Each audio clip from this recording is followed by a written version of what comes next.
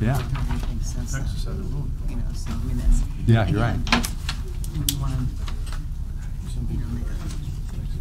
Yeah, you know. So, you know. I'm just curious. I guess I would want to know what is it they want. How does that work? Right. I thought this was done. If you're done with it, I'll just let it disappear. Yeah. You done with these? I don't know. I mean, I did talk to Katie.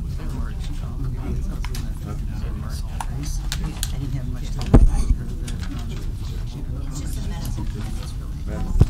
Yeah, it's not going to have X-ray or anything. It's just supposed to be physician. You talked to Katie? Yeah.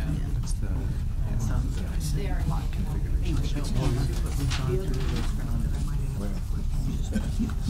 I've got it down there. Good evening, everyone. There is a representative from the Ministerial Alliance. Would you lead us in a prayer, please? Let's pray. Father, we thank you for today, and we come before you humbly. I just pray that as the issues are discussed today, that we will have the same approach that your son did, that of a humble servant, even in his majesty, that he considered others better than himself. I thank you for freedom, that we can come here and discuss matters and let you lead our country. In Jesus' name, amen. Amen. I'd like to open the meeting with a pledge. Stand, please. I pledge allegiance to the flag of the United States of America and to the republic for which it stands, one nation, under God, indivisible, with liberty and justice for all.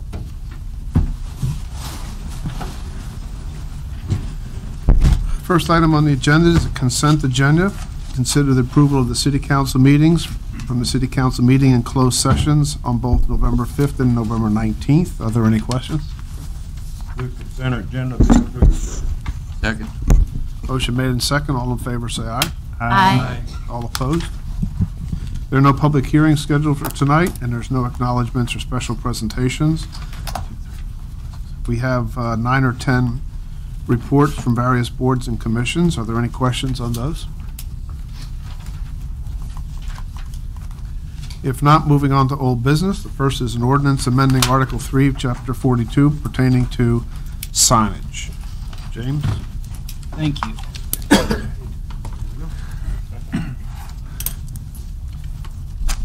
All right, this is intended to be the final reading. We had a public hearing a couple weeks ago, and this slide is just going to talk about the impetus, the formulation code, and the public notice. So on the city council meeting on July 16th, business owners and a representative of the business owners spoke to the fact that temporary signage should be permitted, and explicitly talked about construction signs, feather flags, and inflatable signs. In September, there was 2 occasions that the Community Development Department and the city administrator met with 5 business owners and a representative of the business owners, and 1 local real estate agent who was only at the first meeting, had issues with the off-premise signs in residential areas, but did not come to the second meeting. We had these meetings to get feedback on the draft that we had at that time. At the end of the last meeting, there were no objections to the following list of items that are identical or very similar to the current proposal: the type, size, duration, and number of temporary signs in non-residential areas, permitting sandwich board signs on sidewalks, and permitting off-premise signage in residential areas. While drafting the ordinance, it was found that a recent U.S. Supreme Court case, Reed versus the town of Gilbert, changed the way in which signs can be regulated, which had to be taken into consideration when drafting the new ordinance. We did send out a public notice, a newspaper ad on October 27th through the 28th, and we also post everything on Facebook and rollacity.org, and we did that on 10/29, 15 days before the public notice or public hearing at the Planning and Zoning Commission meeting. So after the meetings, we had some clear goals. Create an ordinance that is content neutral, obviously. We're not going to go over the specifics of why that is, but it has to do with the Supreme Court case. And the mantra that we had to use: regulate the medium, not the message. And so there were a couple ways that were explicitly spelled out in Reed versus the town of Gilbert, that ways in which signs can be regulated. So you can distinguish between off-premise and on-premises, freestanding versus attached, illuminated versus unilluminated, and placement on commercial versus residential properties.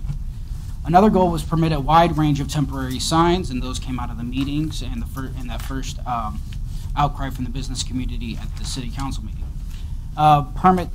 Permit temporary off-premise signage in residential areas. These are such things as the construction signs. Ensure public has ability to freely express themselves throughout the year, limit discretion, and protect residential areas and limit aesthetic degradation. So I'm going to go through the sign ordinance, skip over the general regulations towards the end, because you won't know what they're about until you kind of get a good idea of these different types of signs. So we went from 24 to 12 exemptions. Exemptions are a lot of the time they say to limit those because that's a lot of the time that can get you in trouble constitutionally. So there are government signs, including public school signs, are exempt. So as you can see here, you have a drive-through. These are called directional signs, but since you can't base it on content, the way we got around that is to permit to exempt 2 small pole signs at the entrances and exits of non-residential areas. Can't be more than 4 feet tall or 4 square feet in the area. Flags are exempt and balloons up to a certain size. Internal signs, anything in the window or printed on the window. And as you can see down here, so signs that are integrated into vending machines, gasoline pumps, etc. So as you can see, there's a sign on here. We're not going to count that towards their detached sign. Decorations, except that they shall not be displayed for more than 120 days in a year. And at the end, we're going to come back to this. So just remember that one. Prohibited signs, flashing signs, anything that's dangerous, snipe signs, which are these, anything that's put up without the owner's permission or in the right-of-way. Vehicular signs, as you can see here, this is permitted if it's used, if it's an operable vehicle primarily and actively used for businesses. If it's not being used, something like this, and it's just sitting in a parking lot, that would not be permitted. So, before we get into the actual regulations, I wanted to try to clarify the difference between on-premise and off-premises signs. Now, a sign that contains a message or messages relates to an individual business, product, etc., or other commercial or non-commercial activity sold, offered, or conducted on the same property where the sign is located. So a house is obviously being sold at the location. It's on-premise because you're selling that house. And that's why we're considering real estate signs on-premise. Now, off-premises signs are outdoor sign that contains a message or messages that direct attention to a specific business, etc., that is not sold, produced, manufactured, furnished, or conducted on the premises upon which the sign is located. So, for example, this deck, that say a contractor's building a deck, it's being produced on site, but you're not selling that to a person you're not distributing that to another site. So while there are businesses that are provide on-site services, but just because it's an on-site service does not mean it's on-premise. So, for example, a pest control, just because they go from site to site providing a service, the central location where they're centered is usually their office or their home, and that would be, you could have on-premise sign there, but this would be off-premise signage, contractors, pest control. So while they provide on-site services, the service itself is not offered from any individual home. Each service and product is contained on that home, and it does. So you're not going to pick up a. I think I've hit that one. Hey, James, before you get off that point, would you clarify that those signs are allowable, but for the temporary nature of them? Absolutely. So all of these signs you see here, the gun show. This is this area, 63 and the southeast side of 63 and Kings Highway. You see a lot of people putting up basically snipe signs. But if you get the permission of the property owner for this car lot here, and you get their permission, each commercial property is permitted two temporary signs per tenant space. So this car lot would be permitted 2 temporary signs. from that out of those 2 temporary signs, any amount of that signage can be off-premise signage for 2 weeks or less each quarter of a year. So you would be able to have this, the gun show or the sleepies or anything right here, advertising your event, but not for more than 2 weeks. Now, for us to actually know that it's there, we would have to notice it and make a record of it, or somebody would have to complain. So technically it's 2 weeks per quarter of a year. So these are permitted. It's just limited to 2 weeks per quarter of a year. Under that interpretation and that rule, how many candidate signs during election would be allowed on that property? Okay, this is important to differentiate between commercial and non-commercial speech. Non-commercial speech, such as political speech or ideological speech, is never off-premise. It's always on-premise. That was decided in, I can't remember the name of it, but it was decided by the Supreme Court. All non-commercial messaging is on-premise. So here, at this corner right here, the tenant actually, I'm not going to get into the, but a lot of this property is actually public property. But this car lot, you could have 2 political signs of up to 32 square feet each, and forever, for all year round. So if this had 3 tenants, they're like, for example, down the street there's a place with 6 tenants, you could have 12 32 square foot political signs. There is something that we need to talk about for vacant parcels when there's not a tenant space, because people that have vacant parcels also need to express themselves. So I think does that answer your question? All right. So in residential areas, you have, we broke this down into 2 sections because there's different needs. So single family and residentially zoned properties that have single family and duplexes, maximum square footage of 32 square feet. It can be temporary or permanent. Maximum height is 6 feet, unlimited number, but the total square footage cannot go above 32 square feet. And the type is temporary freestanding signs, wall signs, pole and ground signs. And so let me explain the difference between these. Permanent signage, that's going to be a ground sign. These are all free, a pole sign and a ground sign. A pole sign, a ground sign, and a temporary freestanding sign are all types of freestanding signs. Ground signs and pole signs are the permanent type of freestanding signs. Temporary freestanding signs are limited by a definition to not include anything like inflatable signs or balloon signs. Basically, it says anything that's similar to an H-frame sign or easily taken out of the ground or sits on the ground. So this is your temporary type of freestanding sign in residential areas. But in addition, you can use that 32 square feet to have ground, pole, or wall signs. Now, residential zones, so that's their permanent and temporary signage allowances. Residential zones for multifamily subdivision entrances and exits and permitted non-conforming uses not located in a single-family home. So a home occupation would fall under here, whereas something that's not a business that's not conducted in a single-family home or duplex would be over here.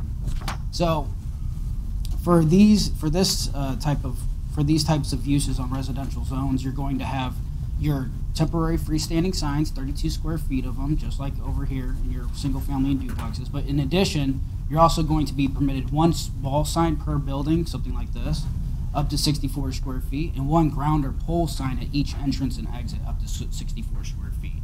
Nothing can be over 15 feet high.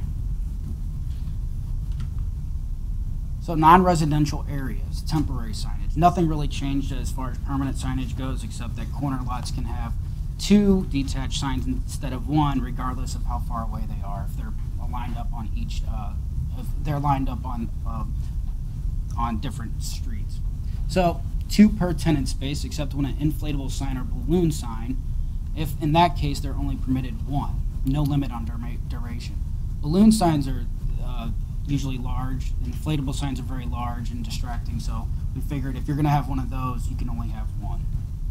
And so these are the other 7 types. All 7 types of these are the 7 types of temporary signs that non-residential areas can choose from. So as you can see, feather flag, streamers, sandwich board signs. And so now the only time something is permitted in the right-of-way is when there's less than 5 feet between the full building frontage of the tenant space and the public's right-of-way. And in that case, you can have sandwich board signs, merchandise, and patio furniture on the sidewalk as long as there's a 5-foot clearance for pedestrians. And so you can also project streamers over the top of over the sidewalk also, if you like. That's in addition to flags also, so those are permitted. So and in addition, we do have some people using the flower pots as places to put small freestanding signs. And so we did say that if it's less than 2 square feet in area, less than 5 feet in height, and the flower pot is taken care of by the tenant, and those flower pots are in front of the actual tenant space, they can have one temporary freestanding sign in each one of those flower pots. We're not going to go real deep into this, but there are restrictions by each sign type. So, and this pertains to temporary signs. So 32 square feet for freestanding signs, banners, feather flags. Sandwich board signs shall not exceed 16 square feet. Inflatable signs and blue signs are limited to 75 square feet because those can be rather large. And there's height restrictions. Temporary freestanding signs and sandwich board signs are limited to 5 feet in height. One of the reasons that we did that is because we want to be able to see down the sidewalk, and those temporary freestanding signs are allowed in flower pots, and so are sandwich board signs, so you still want to see down the street. And 24 feet in height for feather flags, balloon signs, streamers, etc., because those can be rather large or hung up high. There's a lot of residential protections, a lot of residential protection provisions to protect residential areas from these types of signs. Now, if temporary signs there can be no movement. There cannot be no movement unless it's done by an air compressor for an inflatable sign. There cannot be any mechanical motion, illumination, EMC technology, that's digital signage, and electronically activated changeable copy is prohibited. The only type of changeable copy that is permitted in a temporary sign is on a sandwich board sign, and that has to be manually activated, not digitally activated. And in addition, so as far as manual copy goes, manual changeable copy, the kind you see, that's permitted in all commercial zones. It's also permitted in residential zones that contain multifamily. So they could put a message out on saying for rent or for lease or no vacancy or something like that, but not in residential areas with single family and duplexes. Manual copy is not permitted nowhere in there. EMC digital technology is only permitted in commercial areas. Inflatable signs, feather flags, and balloon signs, things that can be very large, have a setback of equal to their height. So they have to be as far away from the lot line as their height. Inflatable signs are not permitted within 100 feet of a residential zoning district, and air compressors shall be turned off between 11 p.m. and 7 a.m. So the inflatable ones, they have air compressors, they can be very loud, so that's why we had that protection for residential areas. And no temporary or portable sign that is more than 7 feet tall shall be permitted within 100 feet of a residential zoning district. Basically, 7 feet tall is about as high as you can build a fence. So you don't want to see it over a fence.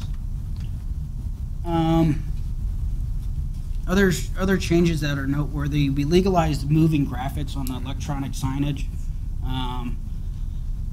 Non-residential only, no flashing or full motion graphics generated by video. So you can't just play a movie there. It has to be 100 feet from residential, and we legalized roof signs in CC and C3 only. I went over that last time. I have a quick question. Go ahead. What's the difference between a moving graphic and a full motion graphic? It sounds like the same thing. A full motion graphic is generated by a video, an actually continuous video, so it's like a DVD player or something like that. Whereas you see with these other digital signs, you'll have like kind of floating graphic, like falling leaves or something in the background. So you're permitted to have motion, but not full motion graphics generated by video, streaming. Do they really look that different? I mean, yeah, I mean, it's basically like watching a movie or watching like a slideshow with, you know, what do they call transition graphics. It's definitely more distracting, I would say. The full motion? The full motion video, basically. Okay. Now, we haven't legalized the moving graphics up to this point, is that correct? That's correct. Okay. You have to. Do we have any information on whether or not those are distracting the drivers, cause accidents, that sort of thing? Do we have any information on that at all? Yes. As I say in the report, there is no evidence or studies that link any traffic accidents to electronic signage. Now, there have been studies that have been done that show that electronic signage can be more distracting, but there is nothing that links actual traffic accidents to electronic signage. And they say basically that's what you can hang your hat on if you want to legalize it. So there's no hard studies on that. And basically our sign ordinance isn't science-based, really. As far as Have any of the local business owners contacted us wanting to add moving graphics to their signs? well, almost all of them do right now. So they're not in compliance right now? Well, is what you're saying? we've addressed a complaint, and I don't know all the details, but they definitely do want to have moving graphics, at least in that case. I remember another case we were talking about. They were going to build a digital sign, and we told them, "Oh no, you can only have it for 8 seconds, a static image," and he did not like that. So they're not. I mean, there's no petitions going or anything, but I would say they're paying for the graphics, so they probably want to use them. And it's implied by their mass usage right now. And James, as you said, we have a lot of those signs that are out there. We have churches and businesses and in windows, all kinds of things. The old code permitted them with some restrictions. This one permits them with restrictions. And basically, once you get to a static display, it stays for 8 seconds, and you can have 2 seconds of transition between that.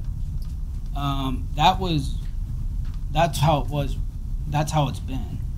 But yeah, this would actually let you have moving transition graphics and moving images in the background, just not full motion video streamed from a video player. But does the image have to stay for 8 seconds still, or No. do we take that out? No. Okay. We were legalizing basically animation except for full motion. And that's something we could take back out too. So. That concerns me a little. Yeah, it was something that we debated, and it was it's just going on so much, and then you get one complaint, and then they complain about the next person, and then the next person, and you have the temporary sign thing going on again. So if you don't systematically enforce it, it turns into that complaint-based conundrum or situation. So it has a lot to do with resources and how you enforce it.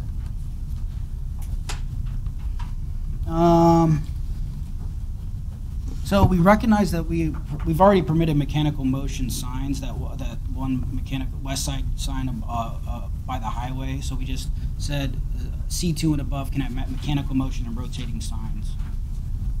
And so by a 6-2 vote, the Planning and Zoning Commission recommended the City Council deny this proposal. While there was some implied reasons, I asked explicitly, and they explicitly gave me these 3 reasons that we went over last time. We addressed the off-premise real estate signs because I was under the impression that if it had a logo of a company or that had their office at a certain location, that would be off-premise. But we reinterpret that to mean all real estate signs are on-premise. So we have a couple recommended changes because after a lot of thought, I mean, some of these things sit in the back of your head, and you're like, well, I mean, there's a lot of language and a lot of nuance to this. So there's 2 things here that you may want to address vacant lots. So instead of it saying sign standards for properties within residential zoning districts containing single family, etc., it would say standards for properties within residential zoning districts that are vacant or contain single family houses, etc. And then for commercial properties, we would say, we would just add a clause. We would add independently occupied tenant space, because let's just say you have one store, but they claim they have 7 tenant spaces, and then but it's only, so that they could have 14 signs, but really it's just one tenant. And a vacant parcel may be permitted the same amount of temporary signage as one occupied tenant space. Now there's another we want to address a potential loophole with this decorations in here, and I didn't know if we should take it out, and I ended up leaving it in. And so it says decorations, except that they shall not be displayed for 120 days in a year. And there's really just no way to enforce that. And anytime you try to enforce something, they're going to say it's just a decoration. I'm permitted to have it 120 days a year. So that in my opinion, definitely needs to be deleted. And that's it. So there actually have not been any official comments submitted to me. There have been no protest petitions. The city did meet with the business owners as discussed, those 2 different meetings, and as I said, it was denied by recommended denial by the Planning and Zoning Commission. And so the action required from the City Council is to conduct the final reading of this on the City of Rolla's request to amend the sign regulations of Rolla's Planning and Zoning Code. And that's it, if you have any questions. Jonathan? I still want to come back to the political signage. As an example, across from Family Video, it's a very prominent place. How many 4x8 signs can be put there under this zoning? Well, if you address the vacant lots, right now, that's the problem. I did it by tenant space, and we forgot to. Okay, so it's a vacant lot. How many? It would be there's actually 3 parcels there, I think. So on each one of those parcels, it looks like one parcel, but actually there's 3 parcels. I was looking at that. So you would be, that would be 6 32 square foot each. Each one could have 2 4x8s, and that's all. That's correct. Could you have 2 4x8s plus the smaller signs? No, 32 square feet altogether. Okay. So why does including saying the vacant lot make it any different then? Because it says each tenant space on a property. If there's no tenant space, then this doesn't address. I mean, we probably would have just said anyways, give them 2 if it's vacant, but we want to explicitly call out if it's vacant, then you can have as many as a occupied tenant space would have. Now you could, I mean, I guess you could say 3 or 2 or 3 occupied tenant spaces. Okay, I grasp the situation where we have to be content neutral in how we treat this, but when we're told that we cannot move on from the intersections or the exits from the highway where people are begging and leaving trash because it's a First Amendment issue, but then we're going to tell citizens that they cannot express their support for candidates or issues unless it's within a certain number of signs or square footage, that's not going to be well received. It is constitutional to put limits on place, manner, and time.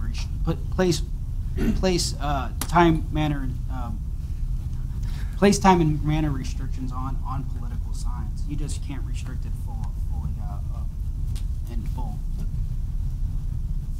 Now,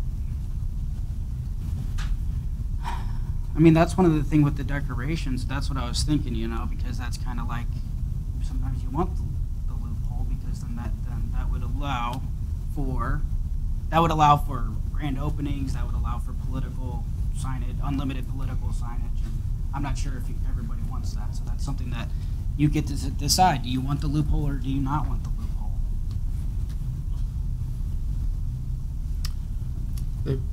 I have a separate question from that. I have had some feedback from some of the business owners.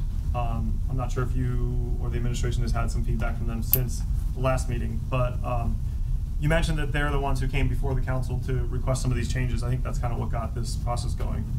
And then you mentioned that some of them, it sounds like at least 5 of them were at some of the committee meetings where they discussed some of these things.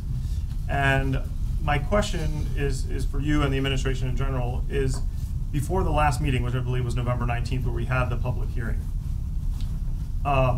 before the last meeting when this was announced as a public hearing, were any of the following groups contacted by email, phone, letter, or any other notification? And those groups I'm curious about are the RDBA, the Chamber, or any of those people who did participate in the committee's system. No. For Well, a special notice, you mean? Yeah, like, exactly. Besides, like, the notice you put in the newspaper, sending a quick email saying, hey, RDBA, Chamber, and these folks, we wanted to let you know since you were involved in the process, we'd like to have you aware that this is, here's the new code, and there's going to be a public hearing. That did not happen? We did say at the last. Let me Go ahead. put a different spin on it, David. Sure. First of all, I think it's a slippery slope when you go to one group of people and say, what do you think? And you exclude the others. So there's 20,000 people in this town that have a say on what these sign ordinances are or are not. So by virtue of that, you quote-unquote advertise sort of generically to everyone. So somebody asked me the same question. If you go back to the original meeting, that was a televised meeting, there were at least 2 newspapers here that did follow-up stories. There was 2 focus groups meeting that staff had with them. There were 2 public notices put, one in Facebook, on the city's Facebook page. I think there was a reference to it over here. One in a weekend edition of a newspaper, which gave the time and place of both the P&Z meeting and the next public hearing that the city would have. Unless I'm wrong, you correct me if I'm wrong, James, but the planning and zoning meeting had absolutely no one show up to offer comment, nor did anybody offer comment at the public hearing here. So I think we met the test by saying to the community, this is an issue out there. Right. And I think you're right about the precedent, like, that we wouldn't go out and notify every one of the 20,000 people by giving them an email. But I think in this case, we're talking about something different. First of all, we did have those folks come to us specifically to address this. It wasn't the city taking an action to say, we've got a code problem with the signs and we want to look at it.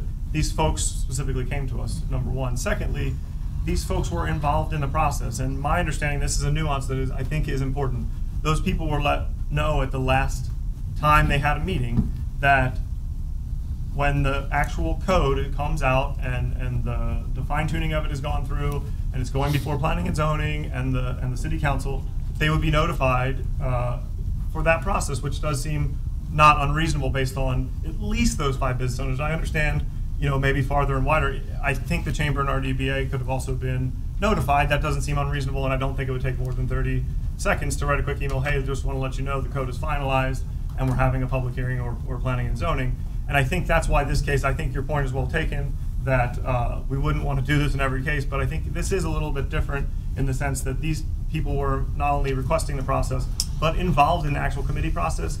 I'm sure we would have thought as the city that they would be interested to know the outcome of that in terms of the code, so that they could go to some of these meetings. And I would just say, if it's clear from their response, at least by talking to me and a few other council people, that they didn't feel included in the process and didn't feel like they were aware of this going on. And at what point does somebody take responsibility? If people are so interested in a subject, you know, God helps those who help themselves. This process has been going on for multiple months, and if people were that concerned, you'd think they would have done something. right. My point is, and I hear what you're saying, David, you send five notes out to 5 people. Okay, so next time, is it 10? Is it 20?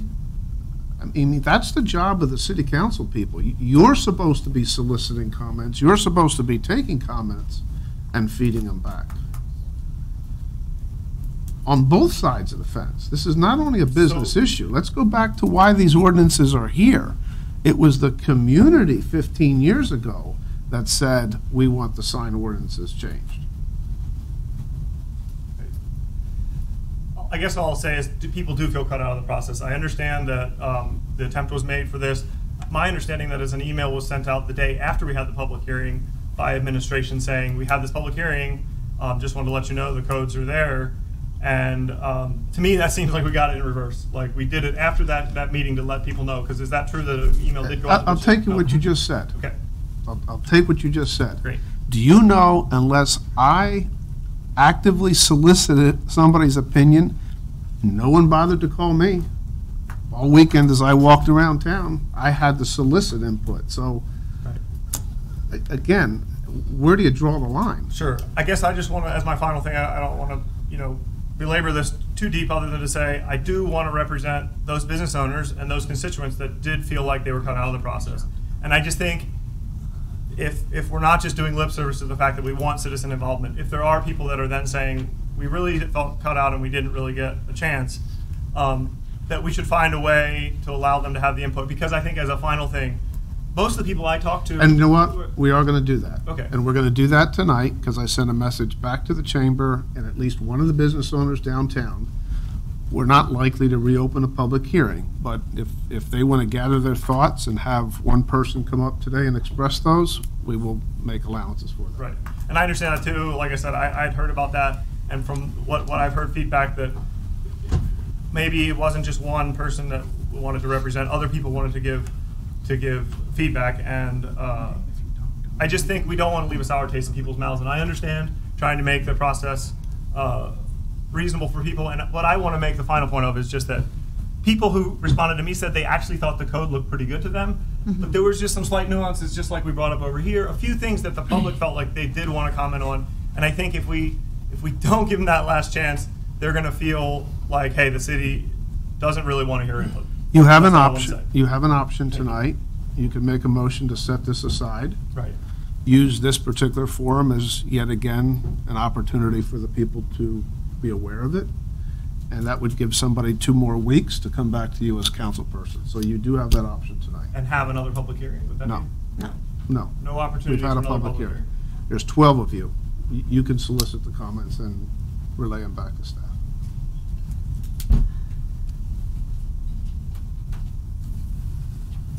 My offer still stands if there's one person that wants to speak on behalf of the businesses. Sorry, Ms. McHugh. Okay, hello. So I have to give my name? Yes. Katie Langston, with Red Door Gifts. So I did talk to several business owners, and I think it kind of goes against what you just said. And most of the general consensus is they do have questions or opinions, and they were hoping that it could still be open to discussion instead of it being passed and moved on, is the general consensus I get from probably 5 or 6 people that I was able to get in touch with today. What we could do, again, council could make a motion to set it aside, and all of those comments could be funneled to City Hall or to council people. We don't have to take action tonight. I think that was their hope, that could it just not be voted on? And it doesn't have to be, let's have this super formal meeting that's recorded, but can we have an informal meeting that people have questions? Just in reading it, they're like, well, does this apply to me? What about this? 14 consecutive days, well, does that mean every 2 days I can pull the sign and 2 days later put it back out? Because that's not 14 consecutive days. But I mean, that is how it's written. And I think, you want that addressed because you don't want that loophole in there. If you're wanting 14 days only, I don't think it should say 14 consecutive days. There was just several questions about some of the wording. Jody? So I don't have any problem with being a conduit for constituent input, but I don't think that I'm qualified to answer those kinds of questions. Yeah, absolutely. So to me, it sounds like not only would we need to be taking the input, but perhaps have some sort of an opportunity with James for folks to ask those kinds of questions that only he and his staff can answer in a competent way. Whatever questions are asked and whatever questions are answered should be made available to all. Because if one person asks that question, you can bet that there's 10 others that have the same question. So whatever we do, let's make that widely known. And in general, I'm very happy with the code. I'm very happy with all the work that's gone into it. It's obvious it's been a lot of work, and I appreciate it. But I just think there's some people with questions. Okay, any questions for council? Jimmy Dale? From what I'm hearing, most of you are not excited about it, but you're pretty well happy with the adjustment that we've made in the code. Is that correct? Yes, I am very happy. Okay. What I would like to suggest, what I'm hearing, is we can either go ahead and set it aside, or we can go ahead and pass it, and let's put it in effect. That you people have time to read it within 2 weeks or even a month, and then bring all your concerns back to the council, and we can listen to them and see where we're going and critique this thing. I mean, if it's pretty good, then all we need to do is critique it a little bit. Yes, I don't think it's huge changes that need to be made. And you know, that's, you know, we've got other business too, but your business is our business too.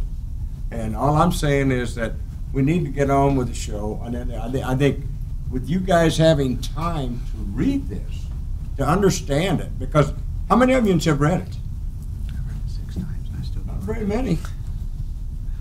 You know, there was a meeting, you knew the first meeting 2 weeks ago that this was going to be the final meeting. You know, you should have had a spokesman. That's what I'm saying.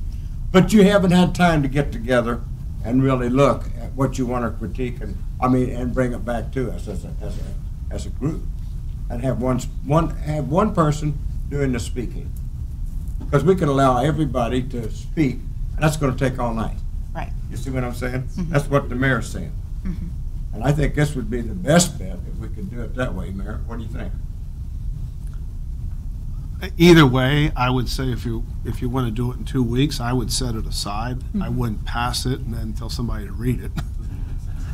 They do that in Washington, but we don't. Well, so I would say if you feel that way, set it aside. Personally speaking, I think the issue is this is hard to understand. I can't tell you how many times I've read it, and I'm still texting today trying to make sure I understand it. So we need to be sure that we're not making a mountain out of a molehill, too. yeah. So my recommendation is to I set move it that we aside. set aside for 2 weeks Okay, to let me- allow. before you do the motion, there was the question here. Let's finish the question. Okay. I'm good. You're good. Okay. David? I just had another quick one, or did you? I was gonna say, no, you get it. Okay. I just wanted to ask you, you're kind of a representative for everybody, although that's hard to do because I know there's lots of different business owners, so it's going to be hard to take that weight because there's all different ideas, and not everybody did get to speak tonight or at the other meeting, they didn't know about it. But my question is, based on what was proposed, it sounds like we would be able to set it aside. You would have the conduit of the mayor, administration, and your council people, as well as potentially, I'm hearing, a listening session with James to get some of the information clear. If those two things happen, the conduit and a session with James and/or that staff, do you think that that would be enough to satisfy people that they did get their concerns heard? Because my concern here is that the business owners were happy with this. They came to us for this originally, and I just like to see that what they get is what they want. At least generally speaking. You can't make everybody happy, but generally Right. speaking. Right, yeah, you can't. I think if we're able to, and I am happy to contact everybody I know and say, if you have something to say, this is the night to come say it, come ask questions, that sort of thing. Because I think a lot of us just didn't realize, and I apologize, we're busy. I didn't know I'm supposed to check the city's website and all that, to where it kind of happened, and a lot of people just didn't even realize it had happened. To where I think if you did that, they would all feel like, okay, I knew about this, I had a chance to go talk, I went and talked, or, I didn't, I said I didn't have enough time. Well, then you kind of can't complain if you don't make the time to come learn, is my opinion. But the long and short is that would be, Mhm, we feel I like that think could be so. sufficient for folks. And so we could set up a time where the James would be available to have people come in and ask those questions. Yes.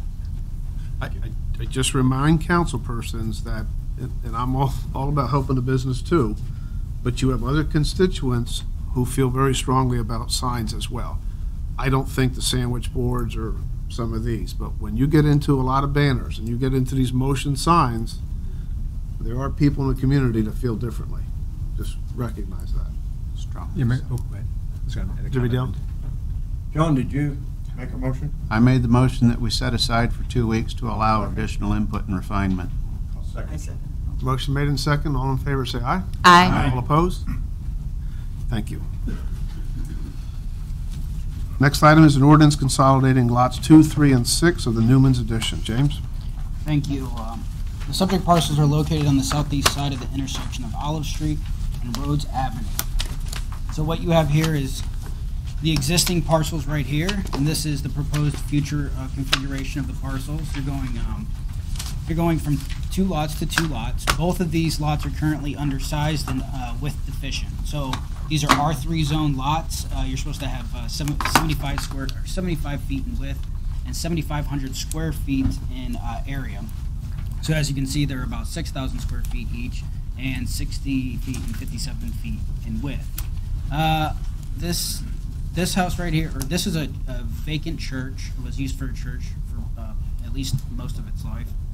And then this is a occupied single-family home.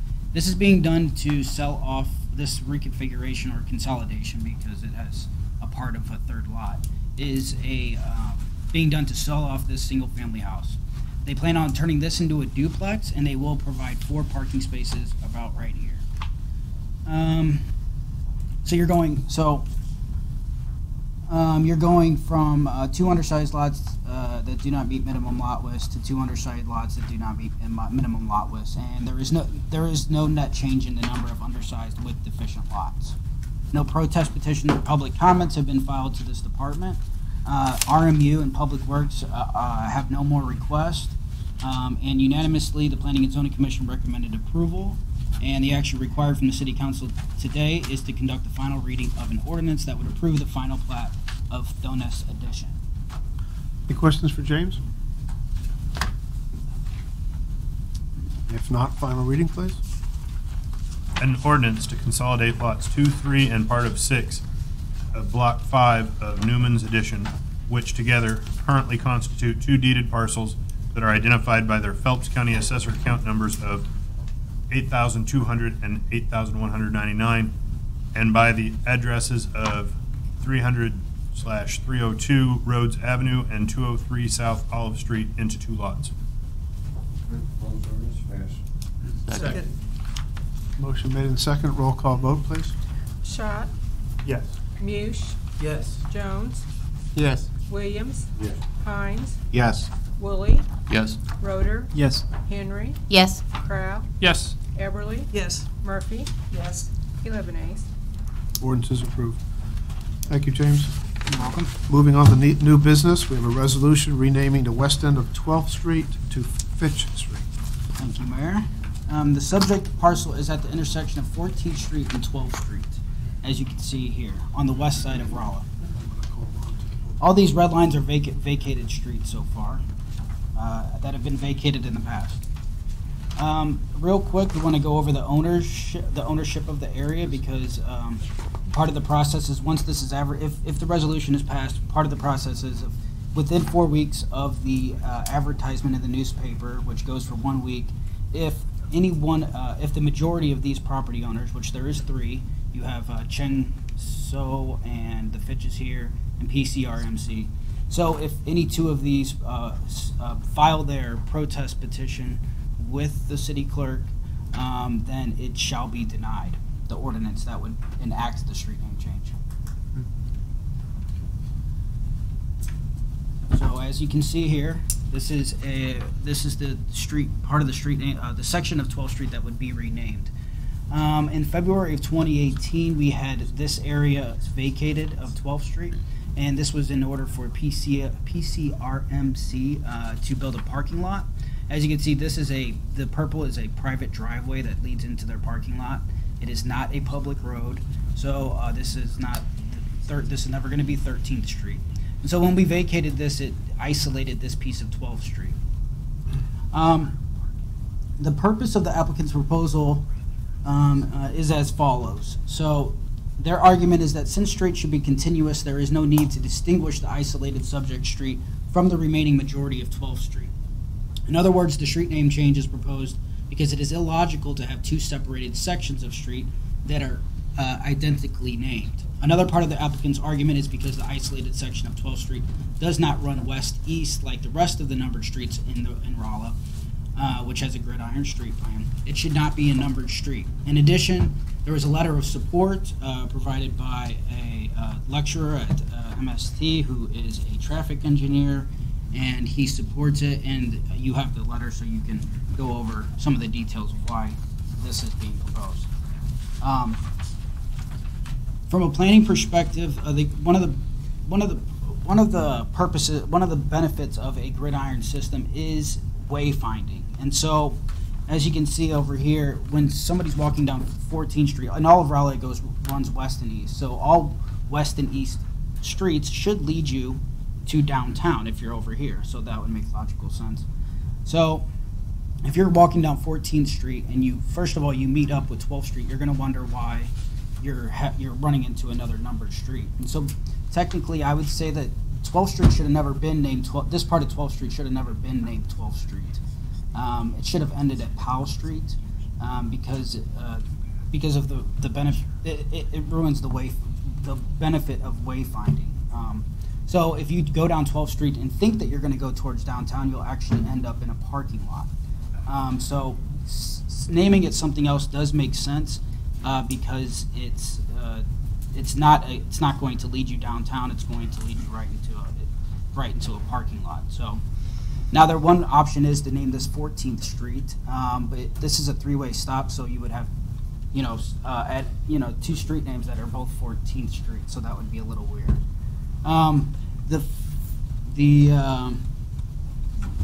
So as I said, there was a public, the fire chief, as you have read, hopefully in your packets, he wrote a letter with an opposition letter to this proposal. And one concern relates to the possibility of the street name change causing confusion for first responders.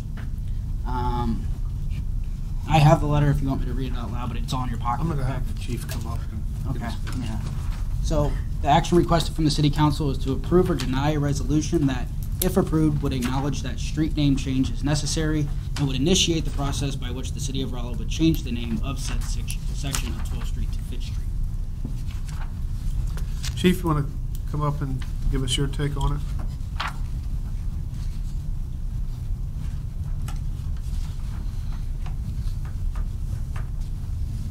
Thank you for the opportunity to discuss this issue. When we look at street changes, in the fire department's opinion, we believe it has to be a pretty high bar, a threshold to reach to change that street. We deal in a couple of manners of ways to address a call for help and assistance through fire, EMS, law enforcement, all use some kind of software system to assist us, but that's not the major way in which we would respond. All of our people memorize historical areas and how streets flow. So we're accustomed to certain ways in which the streets are flowing already. In this case, the hospital is in transition. We're transitioning this area over time, and I really question whether we've reached the threshold of danger of the fire, EMS, or law enforcement not knowing where 12th is between the new 13th and 14th Street there with that little piece that is on there. This, I don't know that I can point. You have to use the.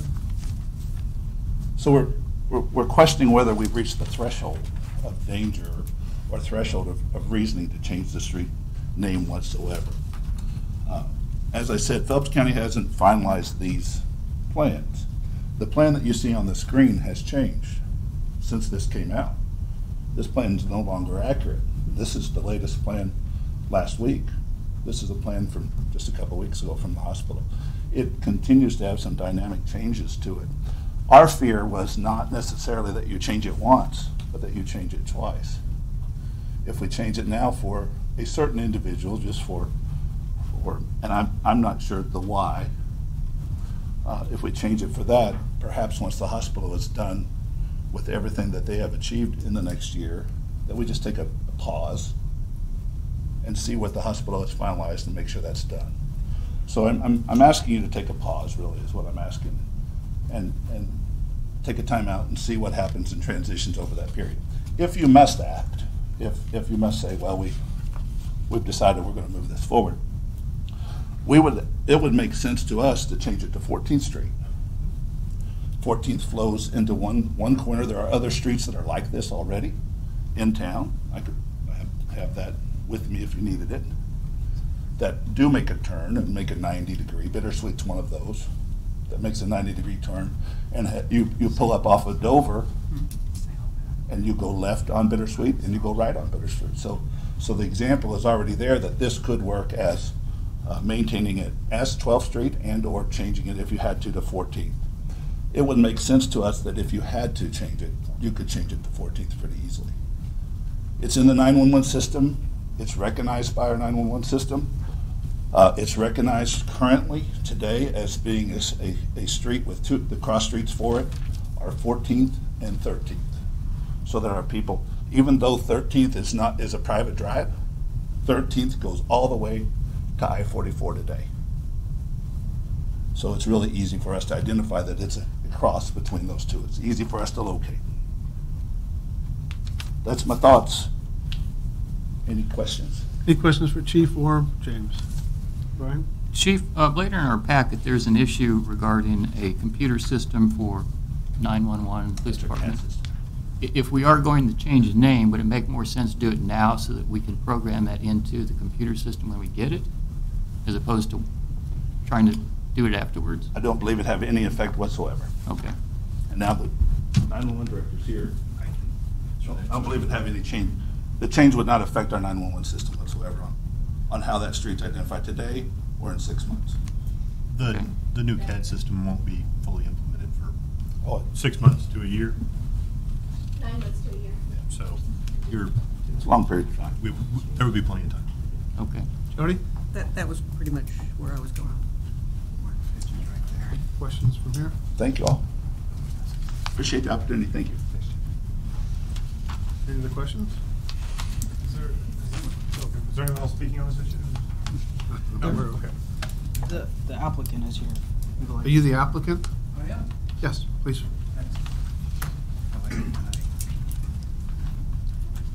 If you can, please state your name and address for the record. I'm Mark Fitch, and at least currently I live at 1016 West 12th Street.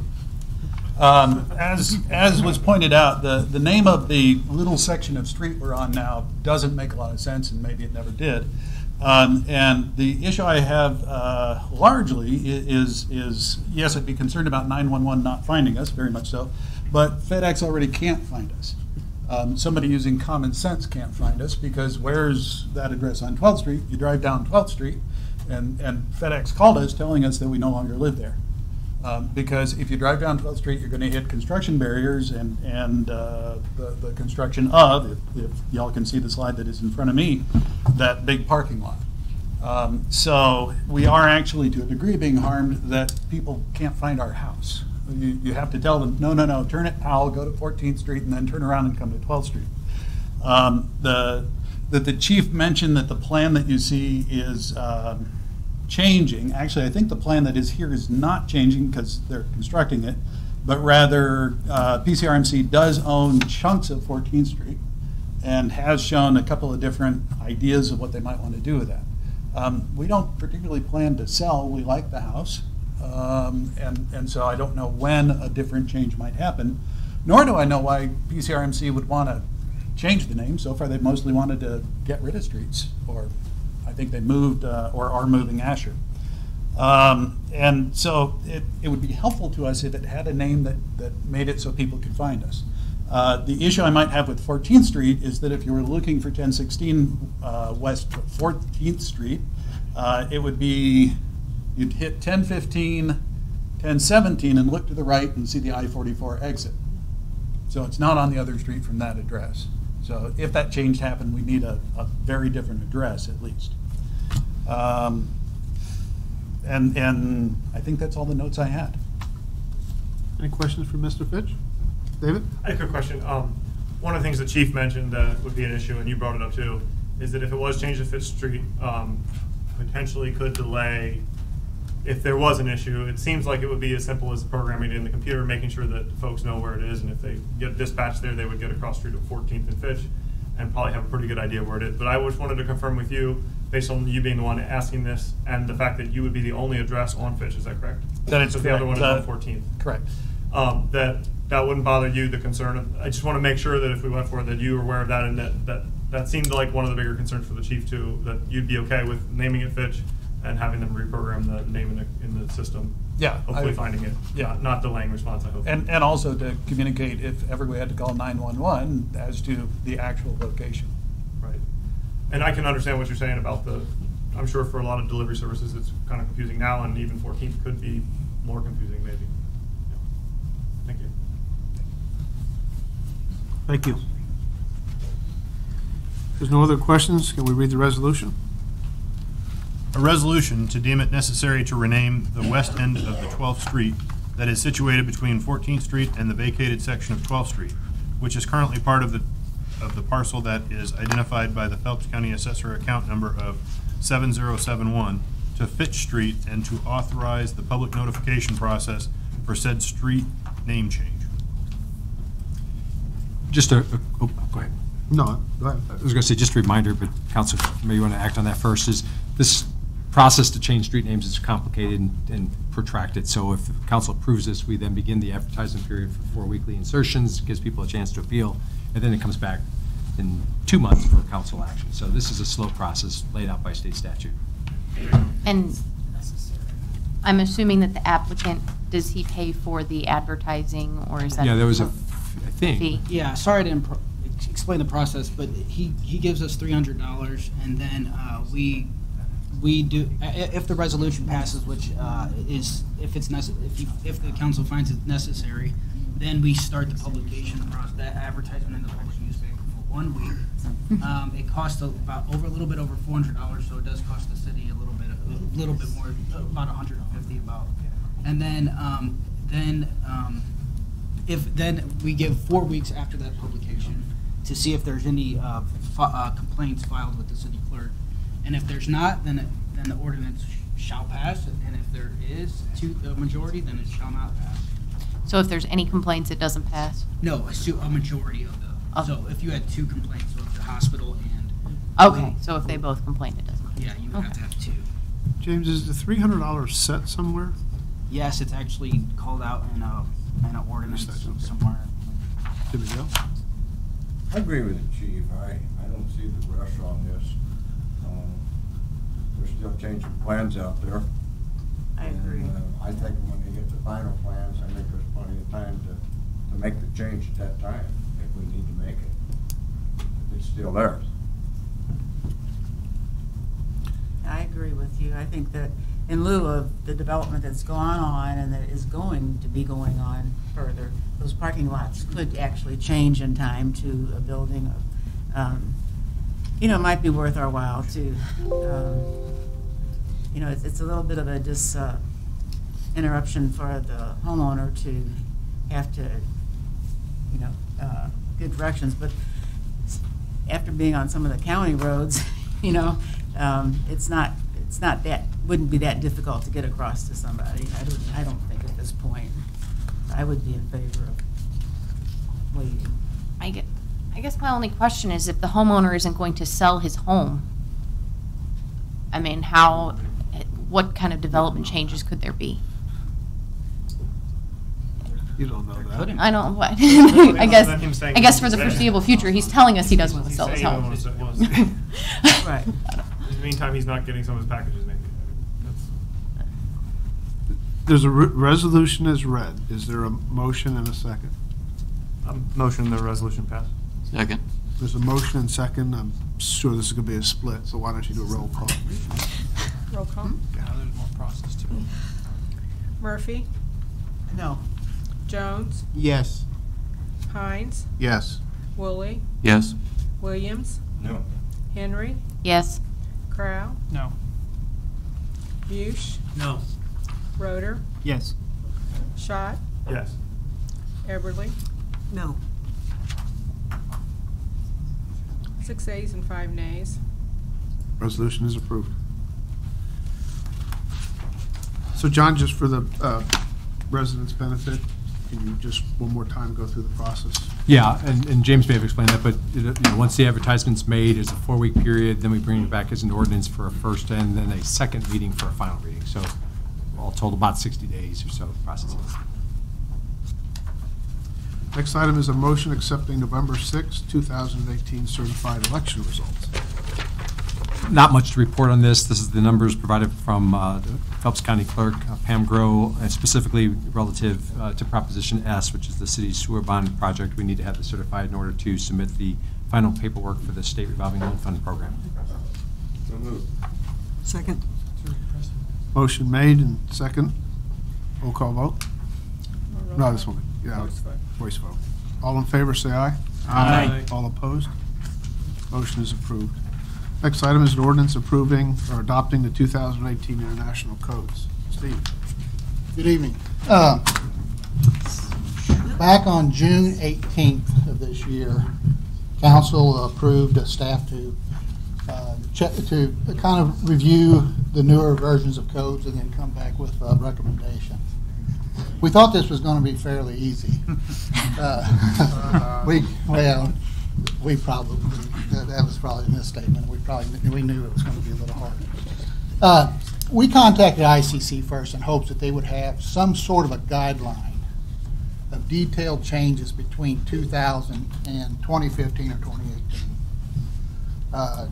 They kind of laughed at us. They said that the only way to really distinguish between the major differences would be go item by item along each of the codes, page by page. They recommended that we adopted the code as is, as if it's a newly adopted code for a municipality. We didn't like that idea. We didn't want it. It'd be real easy for us to come up here and say, hey, our recommendation is adopt the 2018 code. We don't know what's in it, but let's adopt it. So we decided that, along with the fire department and my staff, we would take the inspection slips that we have. We have guidelines for each type of inspection that we do. It's not 100% of the things that's in the code, but it's 99% things that we find wrong on jobs when we go do an inspection. And with these checklists, which are recommended by ISO, we can go down the list when we do a footing and foundation, what to look for, what areas to look for. We have the code sections tied into those checklists. Therefore, when we give it to the contractor, and if there's a failure or something, they can actually look it up and see what part of that code is lacking. We have it with our framing inspection. We have it with our electrical, our mechanical, our plumbing. So we thought that since these are 99% of the items we're going to find wrong, let's take this checklist, let's compare it to the new code, and just really see what the differences are. What we found out was there were quite a bit of differences.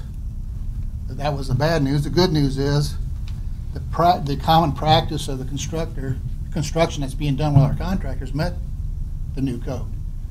And I'll give you an example. Well, for one, since I don't know when it passed in our code, but sometime between 2000 and now, they increased the wind loads. Of course, with all the frequency of tornadoes and storms, our existing wind load now is 70 mile an hour with 90 mile an hour gust. That changed to 89 mile an hour, excuse me, 115 mile an hour gust. So therefore, that just trickled down in the code as far as what's required for bracing, all the way down to the foundation. So it's just as simple as one little change, but it affected all the areas of that construction. So I'm not going to go through all the changes of all the codes. I'm just going to highlight the major areas that's going to be different than what the contractors are used to doing now. The biggest thing, rate of that soil. So will this foundation or footing support this type of soil if it's uneven compaction? So it kind of takes that guesswork out of you, I might say. So is there a safety factor figured in? Certainly, there is. But what we've agreed to do is, if say the contractor don't agree with that type of steel requirement, they can go out and get an engineer or somebody to give us a wall design.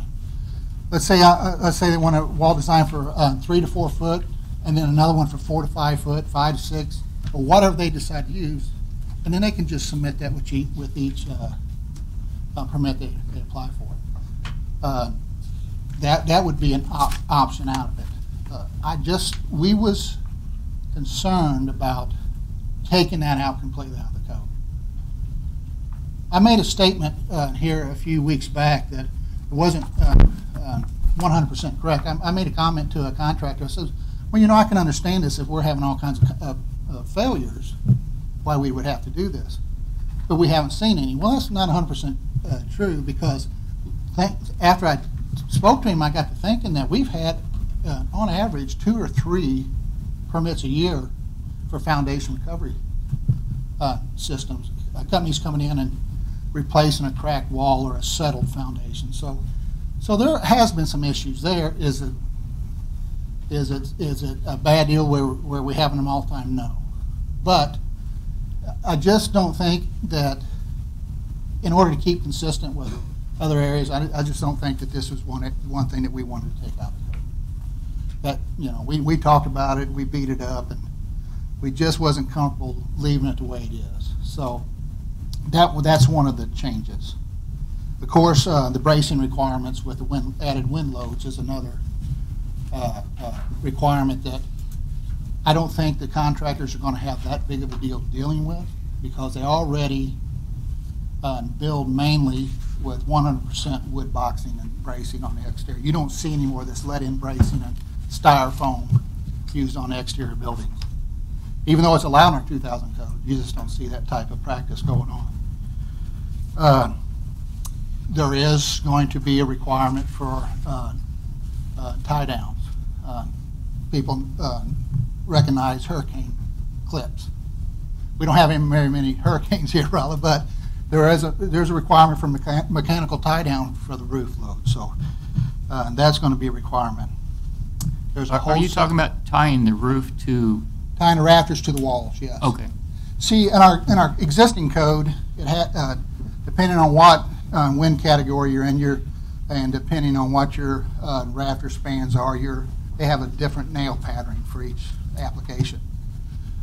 They have that in our code here now, but it says if you're in this wind category, and if there's more than required to have 200 pounds or more uplift, you're required to have some sort of mechanical fastener. Well, that's everywhere now. So now, are the wind loads, are they differentiated by parts of the country? Yes. Okay. There's a detailed map of the United States that shows where the different wind loads are. So, and that, like I say, that changed sometime between now and 2000. So there's a whole section on decks, depending on how far your spans are and what your contributory widths are, your loads. So decks was always a hot topic amongst codes administrators, because the regularity that they have been failing all over the country. The way it was in 2000, that they're just required to have a 40-pound floor load on a deck, the same as you do as your living room. But chances are, you may have 4 or 5 people in your living room, but on that deck you may have, who knows, especially in a college town. So that's been addressed, which it's another section. It's more detailed. A lot of this code just went into more detail. The information is basically the same, but it just goes into more detail, other than what I'll mention here. There is an amendment or a chapter in the rear of the IRC that we debated, and we decided that we are going to, or we're asking to adopt, and that's tiny homes. I think that's something we're going to be addressing in the future. We elected not to address straw homes. Now, if someone could come into my office and give me a legitimate reason why they want to build a straw-built house, we can always bring back that council for their approval. But we really need to see, no good reasons why we ought to adopt and allow straw homes. We did delete a section of the code. It has to do with AFCI protection. That's arc fault circuit interrupters. A little different than the GFCI. The way our code reads now, that they're required in all residential sleeping room receptacle outlets. Under the new code, they're required in all outlets. What are these exactly? They detect an arc. As soon as they detect an arc, it shuts the power down. Where a GFCI detects ground fault, someone reaching out and being the path to ground. So one's a shock protection, the other one is an arc protection. Are these the things I see in bathrooms sometimes, the little switches? That's a GFCI. That's Okay. a little bit different than an AFCI. An AFCI, they've done studies, and I guess they figured somewhere along the line they thought that most of the fires in a house began in a residential bedroom with somebody plugging in a fan or something, and you see the old the Christmas story where they had all things plugged in. You know, that reminds me of that, where there's an arc, and then once it detects that arc, it kills it. So these things are very expensive. The way I looked at it was there's really two ways around this. Is that you either don't require the AFCIs, or with our codes, you're actually allowed, people don't realize this, and I don't let this out a lot, but there's only a few dedicated circuits in a residence. There's the 2 small appliance circuits, bathroom circuits, and a laundry circuit. Every other outlet in that house can go on one circuit because they're not a dedicated circuit. They're general purpose circuits. So, they're for ease and for running around and plugging stuff in. There's no dedicated load on that. So they allow in a residential setting to use all other outlets on one circuit. Well, which is more dangerous? Getting rid of the AFCI requirements, still keep them in the sleeping room, or allowing people to put all them outlets on one circuit. So we decided that we was just going to delete that. We didn't think that was a life safety or a big area of concern. And we're keeping the water heater sizing chart the same as what's in there. Now, I will say this. A lot of the newer appliances, they're built better, they're more insulated. Therefore, in order to fit in the same size, their storage capacity is lower. But they have a faster recovery rate. So as long as they have the recovery rate that was equal to or greater than what the storage rate was on the old CABO, then we've been allowed that. And really, that's the biggest differences in the IRC, the residential code. In the International Building Code, again, the wind loads and design criteria is going to change. A lot of the charts as far as separation, unit separation, especially when you get into multiple uses in a building, whether you have a garage and then a business next to it, you're required to have fire separation. Well, since the increased sprinkler requirements are, they kind of relax a little bit on those requirements. The biggest change, and I want to get into residential sprinklers. I know you guys are all wanting to hear that. So. The biggest deal, other than residential sprinkler, is in assemblies now, bars, nightclubs, any place that serves alcohol. It used to, the way it used to be, you had to have an occupant load of 300 or more to kick in the sprinkler requirement. That's changed now. It's 100 or more. That's the biggest change on assemblies. The rest of it's all the same. As far as assemblies, businesses, it has to do with the square footage. Steve, on that point, an existing business, let's say, that doesn't have the sprinkler now and has over 100, are they required to put it in now, or they're required to put it in on change of ownership, or when does it actually apply? How it works now is when there's a change of use, or if there is a remodel or a change of size which kicks in that requirement, then they're required to put that sprinkler system in now. Used to, well, I keep saying used to, but our code, existing code, they had a section in called for existing buildings, chapter 34. The new code, it's got its own book. Says basically a lot of the same things, but it's a reason for ICC to sell another book, I guess, and it goes in a little more detail. So does it matter the extent of the remodel? It does. It does, and it's laid The reason out. I'm asking this question is several times people have bought buildings downtown, went to renovate them and said, oops, now I'm told I have to put a fire suppression. If you're changing the use, the way it is now, and pretty well how it's going to be even in the future, other than one thing, and we're going to get to that too. If you have let's say you have there's a restaurant downtown, and someone purchased it. It's an older restaurant. They're going to turn it back into a restaurant. They're not changing anything. We're not changing occupant load. We're not, we're going from John's restaurant to Steve's restaurant. There's no change required. But let's say that was an assembly as a dance studio. Now we're going to turn it to a restaurant. Yes, you changed the use, therefore now you have to bring it up to code. That's all aspects of that building. That's ADA accessibility, a lot of things. So, change of use isn't zoning change, it's change of use of what you're actually using that building for. okay. What's the purpose? But Steve, if you're taking John's restaurant and turning it to Steve's restaurant, but you're changing out the electrical, you're redoing the plumbing for new bathrooms, could that trigger it at that point? Not the sprinkling, but if you're changing out the electric, yes, your electric's going to come up to code. You're going to change out the bathroom. If it's all possible to get ADA into that bathroom, then yes, we're going to get it then. If you're just changing out and there's been cases like that, we're just changing out the toilet. That's all we're going to do is change out the toilet. Well, that don't even require a permit, so that's a bad example. But let's say we've got this space, and we're going to move the toilet over here, and we're going to move the vanity back over here. Then that toilet is going to meet the ADA requirements, and so is that vanity, even though that space may not necessarily. We'll get it as the project's going along.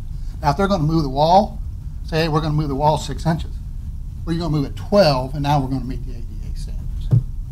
So that's how we address existing structures now. I don't see that changing. There is a provision in the code, it's the first time ever, that's a proactive, and we're going to get to that after we get into residential. I'm going to let Ron explain all that. Residential sprinklers. The code requires all residential units to be sprinkled. Now, that's your house. State statute has overruled that and says, no, we're not going to require it. Anybody that adopts 2009 or later codes will read the same as it does in 2006. And basically, I'm going to read that to you.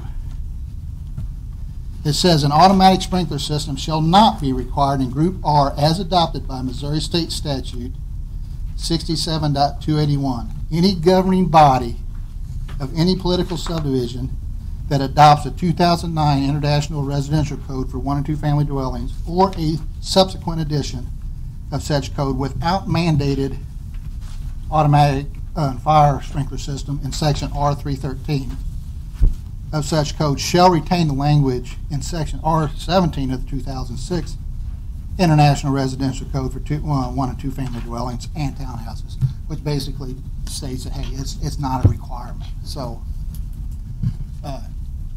we're not going to, can't require them in 1 and 2 family dwellings or townhouses.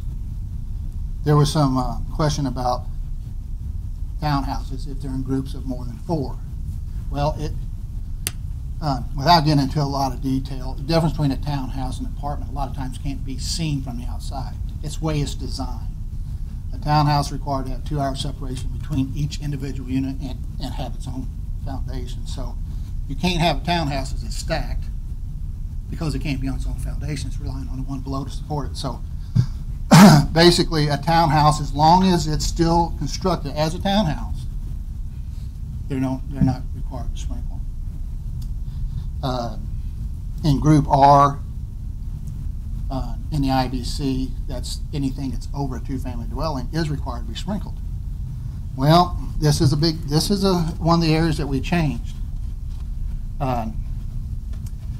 What we wrote, and you'll see that on 903-281, what we are recommending, that an automatic sprinkler system shall not be required in Group R when a habitable space is less than 3,750 square foot for a 3-unit multi-family home, 3-plex, or less than 5,000 square foot for a 4-plex. and no more than 1 story above grade. Each individual apartment must be constructed with a 1-hour fire separation between each individual units, and all garage areas must be protected by a 1-hour fire separation. The reason why we had to put that in is because with the requirement of the sprinkler systems, they took the fire separation out. So if we're going to take the sprinkler system out, it made sense for us to put the fire separation back in. And it protects the individual units. What do you use for fire protection? Drywall.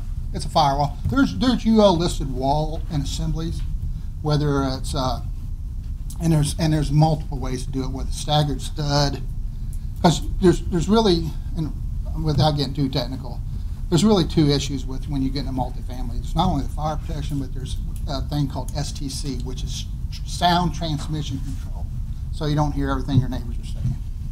So not only do you have to meet that STC rating, you have to meet the fire rating also. So that's and there's UL listed assemblies that we have that meets the requirements that we use. So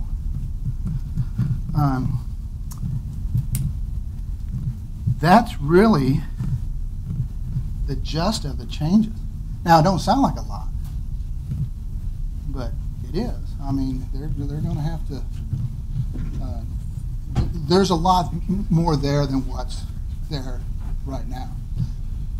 But with some education and little practice, I don't think it's too big of a hurdle. I do think that, and we had a meeting with a few of the contractors and developers here last week, and I tried to explain to them that we're not going to get our new Bible on January 1 and go around and start enforcing rules. It's going to be a learning experience for us and the contractors.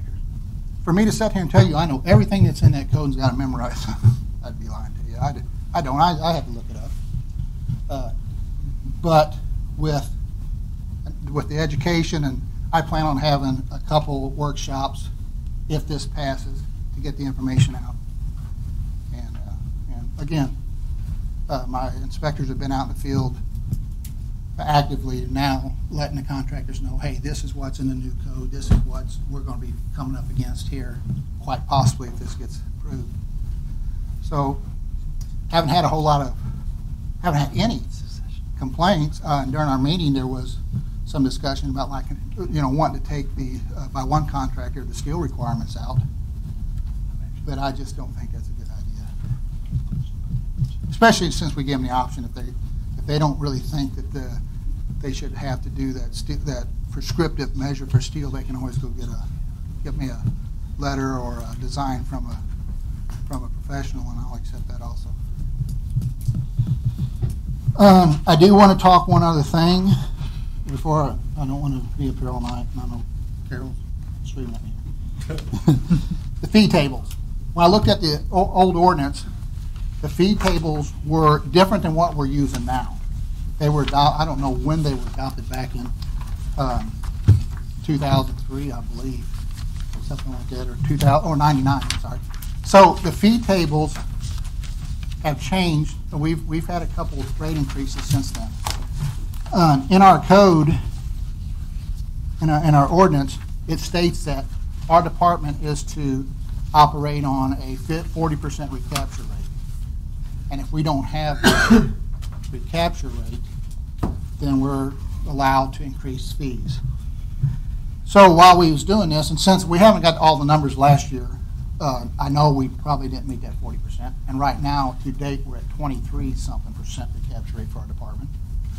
We did, thanks to this council, we was able to put on another inspector last year because we was busy, and that helped the contractors out quite a bit. But that did add to our overall cost. So what I'm requesting is a fee change. And since everybody's going to ask, well, what's that mean, that fee change? What's that going to cost us? I just did a little a permit fee rate for a 1,500 square foot single family house on a 1,500 square foot basement with a 500 square foot garage. Our current permit would run $404.64 for that, with this rate increase here, it would be $414.76, a difference of $10.12, which is about 2.5%. It's not a big step. I think the last time that we had a fee change, I announced that I put information up on the front counter. Nobody even noticed it. Is this going to get you to 40% recapture? I won't know that until. What does your gut tell you? What's that? What does your gut tell you? If we have another year, like we did 2 years ago, yes. If we don't know. But it's not a big rate increase, and then we'll see where we're at the end of this year, and then quite possibly next year. It's not just a big jump at once. And that's. And look, at the end of the day, you're talking about a couple of dollars on a $150,000 house. Yeah, but that's only one permit. I also put in the flat rate fee changes. I think with the number of permits that we do, $5 here, $10 here, is going to make a pretty good difference. So if somebody's building a 1,500 square foot house, what are all the permits going to cost them? Just our building permit itself? All Of permits. everything. I'm Okay. going to build a house, a 1,500 square foot house. How much should I budget for city fees? Okay. Right now, you're going to have Just add them up. $415 for a permit. You're going to have a $150 sewer connection fee, $25 tap, quite possibly, unless it's in subdivision or it's got the tap. You're going to have a $750 excavation deposit. That's going to, depending on what the city has to do to fix that work, you're going to get some of that, if not most of it, back. And you're going to have a $200 final deposit that you're going to get all of it back when the permit's finalized. So you're going to have $5. Plus the $1,000. Yes, out of pocket. $1,200 permit. Okay, thank you. I've got a question. You'd mentioned that last year the recapture rate was higher than this year. Is that? We don't know what last year's was yet because we don't have the final numbers in. Okay. I guess what I'm asking is there has there been a drop in construction from last year to 2018? Going by our fiscal year, the year before last when we had Menards and that all was a big jump for us. Okay. We had that was an unusual year. We've been balancing right around that, 30 to 40% range for a few years. So we've been right there, but we've added we've added another inspector since then. So my gut tells me we're not going to hit that 40% this year. See if we can adjust that multiplier per the ordinance Yes. to get that. Yes, we can adjust it, and it don't have to be annually. I mean, we could do it at any time. It makes sense to do it annually once our numbers come out. But that's already in there. The only reason I brought it up and brought it to date compared to where I wanted to change that because that fee schedule was from back when Brian Epstein was here. So it's pretty outdated. Yes. Steve, I talked to a couple of the contractors, and they were pretty well satisfied. They weren't upset except about the steel in the concrete. That was 2 or 3 of them, and they were concerned about that. But I think they understand, and if they had watched what happened in the Panhandle down in Florida with that one house where the guy had the extra steel in his stanchions that's holding his building up, and his 2 to 6 studs and everything else that he went through. We went a little bit overboard, but his house is still standing. The rest of them were gone. I mean, it withstood the winds and everything else. Well, I tell people this: codes are bare minimums. I mean, these are the minimum requirements. Anybody can build over and above that. And I have to say, most of our contractors, if not all of them, do go over when it comes to bracing. So, I do want to talk to you about the progressive part of our code.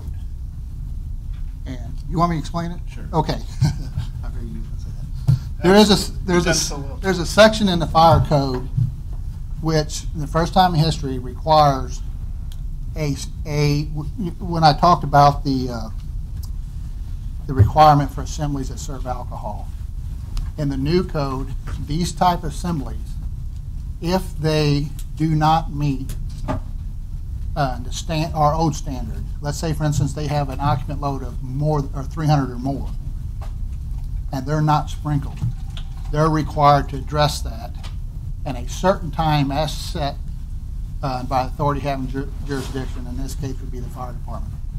We can only think of really one business that it might even apply to in Rolla, and that's if this is a business that serves alcohol and their occupant load is over 300. Excuse me, doesn't necessarily mean they have to sprinkle it. They can limit the fire area. Means a firewall, fire shutter. This particular business has a different has a deck out the rear, which is an oversized deck and accommodates quite a few people. They did it because of the smoking ordinance, you know. So they thought, well, instead of having a smoking deck, we might as well have a deck big enough to put a band and what have you on it. So, but that increases the overall fire load for that building. Because their exit for that deck is through their building. They're required to have two exits, and they only have one off the deck. Yeah. So they could actually, we look at it and say, well, what could, you know, if we're going to enforce this, we've got to give them a way out other than just sprinkling. Well, me and Ron got to looking at it, and that's even if they're over their 300 occupant load. We don't know that for sure, but let's say if they are, and then what they could do is they could fire separate that building from the deck, put in an extra egress off of that deck, where they have two means of egresses, because they already have two means of egresses out of the building. So that would be the only thing they, you know, that or sprinkling. That's the only one we could think of that it may affect. The reason that was brought around is because of the fires that killed so many in the alcohol serving businesses in the Boston area and New York. When we're losing so many lives in one establishment that has no sprinkler system, the threat is so real to the public that they decided that for their safety and first responders coming into that being progressive and pushing it back for those 300, over 300, was critical for life safety. And that's really why they pushed it, is all those fires in the East Coast. And they killing so many people. And then they addressed the code for the newer code and they limited it to 100. So they hit that area pretty hard. So the new code would say 100. Anything that was progressive and going backwards, retroactive, would be 300. Yes. You make a big point about businesses that serve alcohol. Why is that relevant? Well, I'm just speculating, but I would say that the fact that they are there consuming alcohol, it seems to be a more relaxed atmosphere. There may be bans, there may be a number of things that may affect their ability to get out of that building in a reasonable amount of time. I mean, it would seem to make more sense to me to base it on what type of business it is and what fire risk it is, like, say, a restaurant. I mean, I've known restaurants that have burnt down from grease fires, okay? If a bar doesn't have a restaurant, well, and we don't allow smoking in the building, right. Well, if it's a restaurant, that is pretty well addressed in our code as far as suppression as where the food's being prepared. So that's pretty well already addressed in the code. And again, we're not the one picking on the bars. Evidently, the codes are. So, you know, that's just, we're just relaying what they have really hit that area. And it's not just bars; it's restaurants that serve alcohol. I don't see why we're singling out alcohol as a risk issue, and I don't really see it as a risk issue for fires. Yeah, we're not actually. The code is. So, yeah, I don't have a good answer for that, other than that's what's in the code. Reaction time. I mean, individuals Could be. who drink a lot Could don't be. have the reaction time that you or I have to get out as quickly, would be my guess as to why. So the atmosphere is different, the lighting is different, the exit pattern is different, the lights moving, or the tables moving back in and out of exit areas. So, and that someone is, I don't want to use the word intoxicated, but Under the influence. under the influence of not at their best, I guess, could be in an unknown area, in a very crowded area. 300 people inside of any establishment in Rolla. I'll take you on St. Pat's night to about 3 places that are at that 300 person mark, and you'll be very nervous that they didn't have a sprinkler system. And I could take you to those locations today in Rolla, Missouri, that make me fearful. Matter of fact, they make us so fearful that we put extra staff on. We bring in all of our command staff, and we go do walkthroughs at midnight, at 11 p.m. We're out doing walkthroughs to ensure the safety of the public because it is so crowded, and we're enforcing that occupancy load because the threat is very real. It's this to a large, all lives are important, but to a large volume of lives is increased hazard, and we feel like it's our responsibility to take that extra step. So, and in a fire situation, there's smoke. That changes how you respond and are able to react, especially if you've been drinking or in an unfamiliar location. So those are some of the hazards, but I'd be glad to any St. Pat's weekend to take you to. But Brian, another thing I might mention too, sprinkler requirements, the only thing, that's not the only thing that is addressed for different types of uses. But when you have like an educational and you have a younger students there, their design criteria is a little different than say a church, you know. So there's different types of assemblies, and they're required to be constructed a little bit different based on that occupant load. So. Any questions? Just like to thank you guys for the time and the effort that you have put in on this. I know I talked several times with Steve, and he decided we're just going to go ahead with the 18 codes and be done with it. And, it's a little tough, but appreciate what you guys have done, and it wasn't easy. Let me add one other thing. We also, even though we would bring it back to City Council, so that we don't get into a stagnant period of 18, 20 years before we adopt another code, we're asking with this ordinance that we get on some sort of a schedule to revisit this code every 2 code cycles, which is every 6 years. Whether we adopt it or not, be up to council. What it would do is would allow us to start thinking ahead, start noticing the differences, start getting the word out, and then getting it to the City Council for either approval at that time. That way we're not going 6 code cycles before we adopt another code. I mean, and then I probably won't be here. Ron may not be. Make it a little easier for the next person. Thank you, guys. Well done. Thank you. Can we have the first reading? An ordinance amending Chapter 6, Article 3, Section 6-16 and 6-17 relating to building regulations and adoption of the 2018 International Building Code and 2018 International Existing Building Code, Chapter 6, Article 4, Sections 6-40 and 6-41 relating to Mechanical Code and adoption of the 2018 International Mechanical Code, Chapter 6, Article 5, Sections 6-47 and 6-48 relating to the Plumbing Code and the adoption of the 2018 International Plumbing Code, Chapter 6, Article 6, Sections 6-55 and 6-56 relating to Residential Code and the adoption of the International Residential Code and the 2018 International Swimming Pool and Spa Code, Chapter 10, Article 1, Section 10-9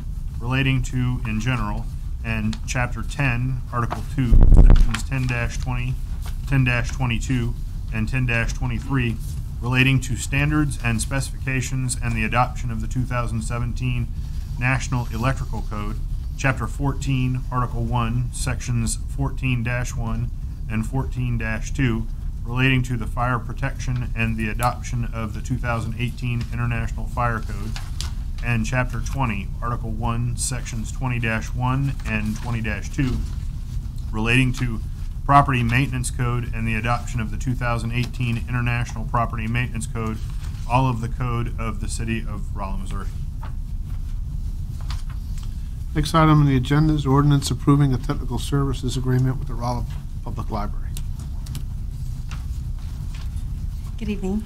In your packet tonight is the proposed contract for the Rolla Public Library in the City of Rolla. This contract is a 4-year contract, and the partnership actually started in 2010. The contract expires December 31st, 2018. And when we bring this back, tonight we're requesting the first reading. When we bring it back, we are proposing to make some changes to Section 2 and Section 7 to kind of put an inflationary factor in the contract. That way, throughout the 3 to 4 year period that the contracts have with the Finance Department, with City of Rolla, with other organizations, we can actually modify without having to bring each contract back if staffing changes or any type of adjustment needs to be made. So with that, I would be happy to answer any questions. Any questions for Stephanie? If not, first reading, please. An ordinance authorizing the mayor of the City of Rolla, Missouri to execute on behalf of the City of Rolla, Missouri, a technical assistance contract between the City of Rolla, Missouri and the Rolla Public Library. Next item is an ordinance amending Section 27, 92, and 18 parking. The Public Works Department's received 3 requests for changes to parking. The first one, the property owner at 910 West 10th Street, Missouri S&T has requested that a no parking zone be added on the north side of 10th Street along their property, citing safety concerns when pulling out of their driveways. The property owner at 104 East 11th Street is requesting to remove the 2-hour parking along his property for employee parking. And then the executive director of the Mission, 708 North Main Street, has requested the 2-hour parking removed on 8th Street in front of the Mission and a loading zone installed. This time I'll take any questions. Yes, sir. For future reference, I think that something like this should be split up into 3 parts, because what if I want to vote for or against one of the 3? You have that prerogative. But you have that prerogative. Okay. Well, I mean, it would just make more sense to me if these came as separate issues, because they are separate issues. They have nothing to do with each other. Okay. So that's just my comment. Yeah. But you could make an amendment that we could act upon them separately. My other question is regarding the loading zone. What are the requirements of the loading zone? Is how long can you be there and all that sort of stuff? Just for loading, unloading, quickly. So I mean, there's no exact time limit. Just you have to be actively loading or unloading. Did they indicate why they wanted it changed? So her concern was, the current ordinance says 2-hour parking, and it's from 8 to 5. So they have problems with people parking there overnight, and then getting people to move when she does need to have stuff where they want to unload? Mm-hmm. Okay. So let me dig a little deeper on that one. If it's a 2-hour parking, how is somebody allowed to park overnight? I mean, the 2-hour parking ordinance is between 8 to 5. So after 5 p.m., there is no 2-hour parking. Just like around Pine Street. Yeah. Say that again? So the downtown area, the 2-hour parking is from 8 to 5. Only. Okay, and after that, it's all After bets that, on. So this request has nothing to do with loading and unloading. It has everything to do with not wanting cars parked there at night, just so you understand. She indicated a little both. Brian. But This is not a loading zone. But they do get donations throughout the day, and they are having some difficulty. If people do get parked there, now that's sort of the secondary issue. But the driver is they don't want cars there at night. That was the primary concern. Yeah. Okay. I would also like to make a motion that we separate this into 3 issues. Okay. Second. Motion made and seconded. All in favor, say aye. Aye. All opposed. Darren, I normally pick on Steve with this one, but since you're here. God knows how many times I've heard about the lack of parking downtown. And once again, we're taking away parking spaces from downtown. That's why I brought this to council for their thoughts and approval or disapproval. I'm not expecting an answer. I'm just going on the record saying, once again, we're taking away parking spaces downtown. So. Agreed. Okay, any other questions on any of them? Jonathan? along by the Vineyard Church, do they need all of that for loading and unloading, or do they just need maybe one or two that would be the loading zone? So, I mean, they requested all of them, put a call into her today to see if that could be revised. I have not heard back. I mean, that's a question I I can think this answer is next being week. driven by another reason. I think it's being driven by not wanting overnight parking. I think that. I don't know that for fact, but that would be. That would kind of make sense if come 8 o'clock in the morning, that they're not able to function as a business because there's people parked there at a time they shouldn't be. But at 8 o'clock, then the 2-hour rule comes into correct. effect, right? Mm-hmm. Okay, so if there's no other questions, Mayor, just one suggestion. We could, it's going to be hard to reword these tonight. They really weren't posted as 3 separate ordinances. I don't know that there's anything pressing. We can bring these back in 2 weeks in 3 separate ordinances and then have that issue addressed specifically, whether or not that could be compressed a little bit on that. okay, George so do we Street. need a motion to officially set them aside? Yeah. Okay, is there a motion to set So aside? moved. Second. All in favor, say aye. Aye. All opposed? Aye. Let Uh, the record show 1 no. And I would just mention in future, there are times where we'll do 20 or 30 changes on a stop signs ordinance. I'm taking you're not necessarily interested in having all those in ordinance. It's just if there are very specific parking ones, peel those apart. But if we're doing a wholesale change on everything else, we don't have to do that. Okay. When you take away parking as opposed to putting up a stop sign, it raises more Okay. questions. We'll do that going forward. Moving on to claims and or fiscal transaction. The first is a motion awarding a bid for a 2-post vehicle lift. Good evening. I think that you all have this image in your packet, but if I can put it up there for everybody else, we can see what we're dealing with. I'm looking for a bid award this evening for a 2-post lift for our vehicle maintenance division. This lift would be replacing an existing model that's 20 years old. It has just a 9,000 pound capacity, and the new proposed lift would double that capacity to 18,000. We use this 2-post lift for light duty vehicles, police vehicles, up to half-ton trucks. The new lift would safely lift up to and including 1-ton vehicles.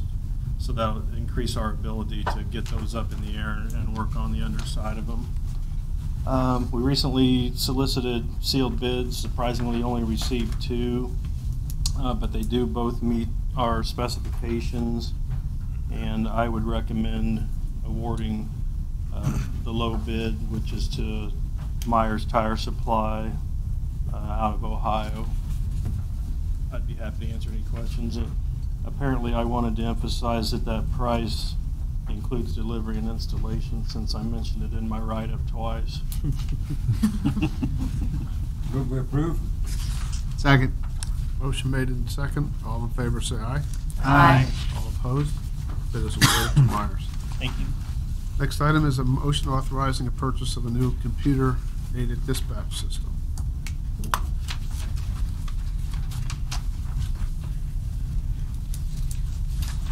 Good evening. What I'm here requesting today is the purchase of a new computer-aided dispatch system and report management system for the city of Rolla.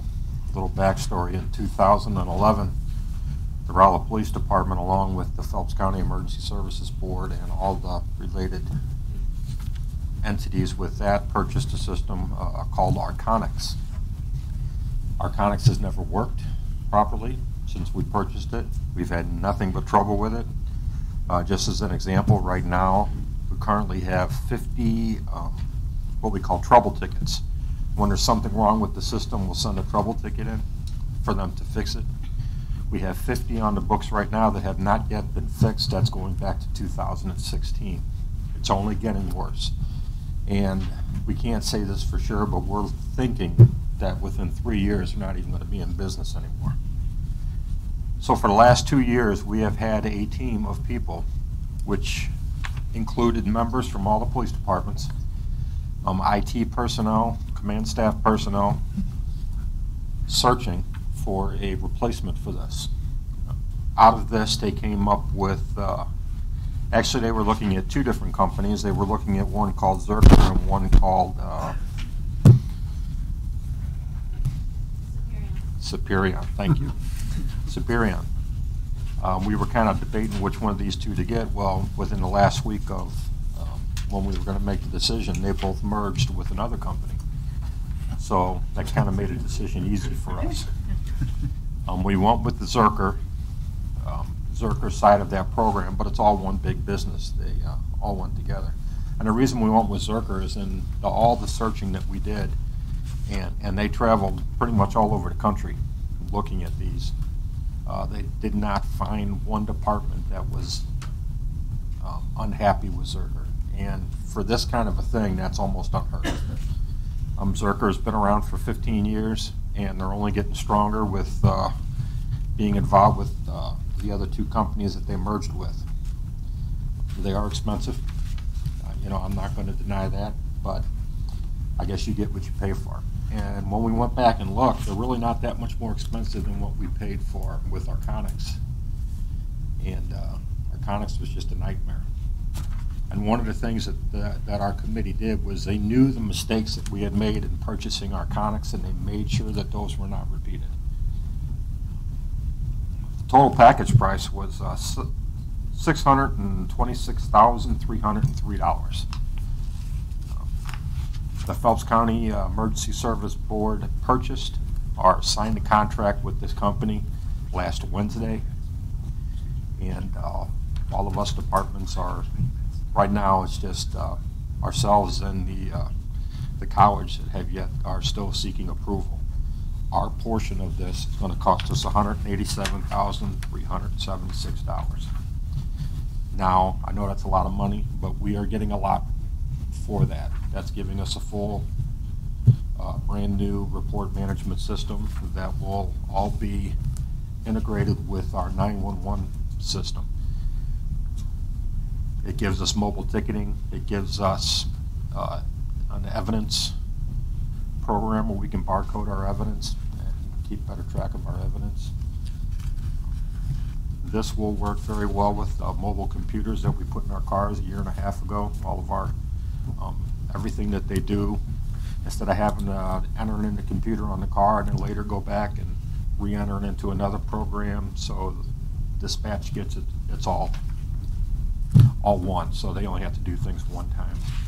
It's just a much better system. One of the problems with Arconics is that Rolla might enter a name one way. Phelps County will enter the exact same name a different way. That way, when you go and search your computer, you got two different names you have to look up, or you might miss something. This system doesn't allow that. This system will take, if you enter a name 3 different ways, it's going to figure out it's the same person and put it in the computer as one way. It's just, from what I've been told, and I'm not very technical on this, but from what I've been told, it's probably the best system that we're going to be able to get, and it's certainly going to move us forward. Chief, having used the current system, I know what you're talking about. It is a nightmare. Jimmy Dale, can you push your mic down? You can hear me. Now I can really hear you. You want to really hear me? The folks at home can hear you now. See, even Ray's nodding his head. He can hear you now. Ray, if he's got anything to say, he'll say it. I know Ray. What my question is, Chief, is knowing that you're short on money, where is this money going to come from? I approached the Phelps County Emergency Service Board and asked them if they would finance our purchase, a portion of it.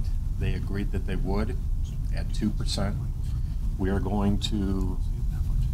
don't have to make our first payments until the next budget year, where we can start budgeting for this. It is expensive. It's going to cost us some money, and I'm just going to have to figure out where I'm going to get this money out of our budget to pay for this. Well, that was my question. How are you going to make the payments on this? Because $70,000, a year is quite a bit of money. Well, it starts out at actually the first year it starts out at $38,000, right, and it goes up. Because the first year, maintenance included on this, and starting the second year, we have to pay maintenance, and maintenance goes up 5% every year for 5 years. So our last payment will be in the $70,000 range. Right. And then after that, it goes back down to $30,000 a year, which will cover maintenance and all of our fees. You know, you have to renew your licenses on these things every year. We all have to do that. We do that now with Arconics. We also pay for maintenance with Arconics. That's not nearly enough. Their maintenance is not enough. We're paying them, I think, $17,000 a year right now for maintenance. And like I said, But we've Chief, got 50 tickets going back to 2016. so if I don't get what I'm paying for, I stop paying for it. So somebody hasn't responded. I'm paying $17,000 in maintenance, and for 3 years they're not fixing my problem. Why are you still paying? Because if we don't pay, we lose, they shut our system off. So why don't you take legal action? We've been looking at doing that. There are some other cities right now that are doing that. The problem with Arconics, and one thing that we've learned, is the minute they find out you're taking legal action against them, or the minute they find out that we're looking at another system and are going to buy one, they will shut us off. And you can take legal action. But the council will tell you legal action takes years, and what are we going to do in the meantime? This is how our police department functions. This is how we dispatch our calls. This is how we write our police reports and gather our police reports. And to go to them and say, you know, we're going to sue you, they find out about that, they're like, okay, fine, sue us, and they'll shut us off. And So if they're then screwing us, they're screwing everybody else too. They So are. Has anybody thought about a class action suit? Or I don't really know if squeeze that, them? I don't know if that's, I certainly would like to look at something once we get to this new system and we no longer need Arconics. But one of the big things that we're paying for here is for this company to take the mess that Arconics is, filter it, clean it up, and put it into their system, because all of our records are in Arconics. And the minute Arconics turns us off, we've lost all those records. What does that mean, they can turn us off? I mean, I'm assuming, I thought this was hardware and software. It is hardware and software, but we get licenses through Arconics. We pay maintenance through Arconics every year. They can pull a license. If they pull a license, then So what are they gonna do, sue you? sue us. So they pull the license and keep using it. Like I said, I don't know the technical. I mean, is that possible? They would shut us down? Okay, I made my point. I'm just saying. I understand. We shouldn't let almost 4 years or 3 years go by before we squeeze. Well, that's why we started a little over 2 years ago looking for another company, because we knew I know, that. but we're still writing checks, is my point. So, another question. You made a comment a few sentences ago that the board signed something? The board, the Phelps County Emergency Service Board signed a contract. Okay, for the so purchase of today, this. in the exchange that you and I had, I asked you, who's buying this system? I thought your answer was, we're buying We it. are buying our portion of it. We are buying our our part of the record management system. We are buying all of our licenses for all of our mobile computers. Each one of them has to have a license to operate in this system. So we have to have a license for every one of those. Okay, so We are this buying is that. a multi-hardware system with multiple software, presumably licenses. And you're saying we discreetly, we the city of Rolla, discreetly own these pieces with these? Correct. We own our portion of Okay, it. so the Phelps County Board signed a purchase order for what, everything? For everything. A little presumptuous before these people got to vote on it. Exactly. And they did put a clause in there that if it was turned down, they could renegotiate the contract. But Okay, I then know we would need be it, without I a just system. think in deference to this group. They could have waited another week. They could have, but, Point but, made. but for them, the reason why they wanted to go, I just want to say the reason why they wanted to go forward is because there are 4 other police departments in the state of Missouri that are getting ready to pull the trigger on this. The first one to pull it is the first one that gets started. This is a 9-month to 1-year process. I didn't want to be fourth in line. Our Phelps County didn't want to be the fourth in line. I made my point. Jody? Okay. So, having worked in wildland fire and dispatch, and I understand how important it is for communications to work, and I've been in your shoes where we had a system that didn't work, and in all of the investigations of fatalities or injuries, communications was always one of the top reasons for something having gone wrong. So, you know, the price looks big, but if you look at what we're going to be getting for it, and they are going to purchase, maintain, and replace servers, that's a big deal. I think this is like a no-brainer. You need a new system and you need it to work. You know, just a word, we paid $117,000 for our portion of Arconics. That did not include the servers. We had to purchase the servers separately, and we have to maintain all the servers with Arconics. With this company, we don't do that. They purchase all the servers. We're going to have a server here. We're going to have a server at the Sheriff's Department. You know, so we're going to have some redundant systems in case. Because right now, the server for Arconics for all the police departments is in our 911 center. And if it goes down all across Phelps County. And that's happened a few times. And when you do that, you can't write police reports. We can't computer dispatch. We can't enter calls. I mean, you know, the radio still works, and the radio always will work. But it's just, it really kind of shuts things down when the system goes down. David? Just a quick question. If you have an idea of what the lifespan could be on it after it's paid off, do you think we'll get another couple years out of it? Or?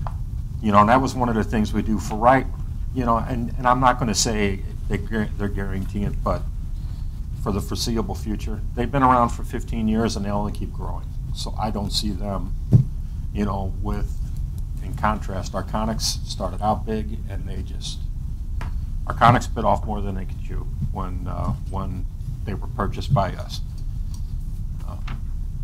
That was just, it got to be from a small company and they just, you know, and we should have known better. But Chief, looking forward, and I'm sure with the conversations with PCSB, do you anticipate this contractor being there for 10 years, 15 years? Several decades. I'll be long retired. If I may, I've actually been involved with this particular project since 2011. Arconics was one of those things that was very well intentioned, but at the time nobody was doing it. This is a completely integrated system. You're putting the police department on with the sheriff's department, along with the 911. So everybody is together and everybody is using the same software, so everybody can share the information and be seeing what's going on. So it's seamless. In addition, you also have jail staff, you have evidence, you have everything all tied into one thing, and you have the fire departments, ambulances, and again 911 dispatching everybody going at the same time. There was nobody else that was doing this in 2011. Arconics, and then there were a couple of really big companies that were handling major cities like St. Louis, San Francisco, Chicago, that type of thing. And those really big companies weren't cost effective for the city of Rolla at that time. These things are coming online across the country now. One of the things about Zerker, they are kind of consolidating those companies into, the small companies are becoming bigger companies, which I think is a good thing, because that means that they will be around longer and they're going to continue to grow that type of business. And as that technology has worked its way down from major cities to smaller cities to large towns, it's going to be something that is existing and it's going to continue to work. I think this will be a really big benefit. Arconics was the first crack at it. It did not go nearly as smoothly as we wanted. Obviously, that's a bit of an understatement. Zerker is one of those that if you can't find anybody in this field that complains about computers, I just don't know that I've ever heard of that before. That's kind of an unusual thing. You usually can find somebody in either law enforcement or emergency services that are going to complain about computers because they hated computers ever being invented. That hasn't occurred with this system. I believe this system will be very beneficial for all of the entities that are using it. And I know the Emergency Services Board is looking forward to it coming online as soon as possible. I'm sold.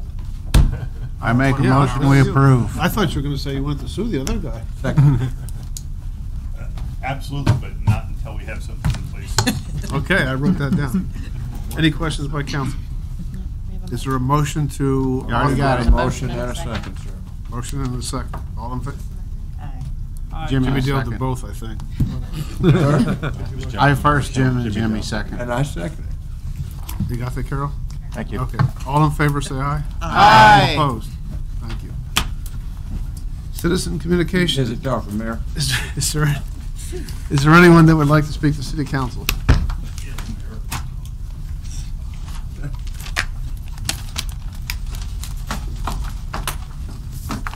Name's Ray Schwackart, 1342 South Rolla Street, and the mic business. I usually do watch every meeting at home, and if you're not speaking into the mic, I can't hear you. I sit there running the volume up and down, and that some nights it's really bad. So speak into the mics. Yes, sir. Thank you. Thank you. You had that stick in your hand, Ray. I wasn't going to contest it. Anyone else? City council comments? Comments for the good of the order? I have one. There's a lot of thank yous for folks this weekend. Lichter night on the tree lighting. Number of businesses donated a substantial amount of money to purchase that tree. I think it was around $4,500, give or take. Saturday, a lot of people worked on the parade, the Chris Kingdom Mark. We have a lot of people to thank for that, for those efforts. Any other comments? If not, we have real estate issues and a legal issue. Is there a motion to go into closed session? So moved. Second. Roll call vote, please. Murphy? Yes. Henry? Yes. Woolley? Yes. Williams? Yes. Hines? Yes. Bush? Yes. Jones? Jones. Jones? Thank you. Everly? Yes. Roder? Yes. Schott? Yes. Crowe? Yes. Did you see the mayor when he went by? He kicked me off.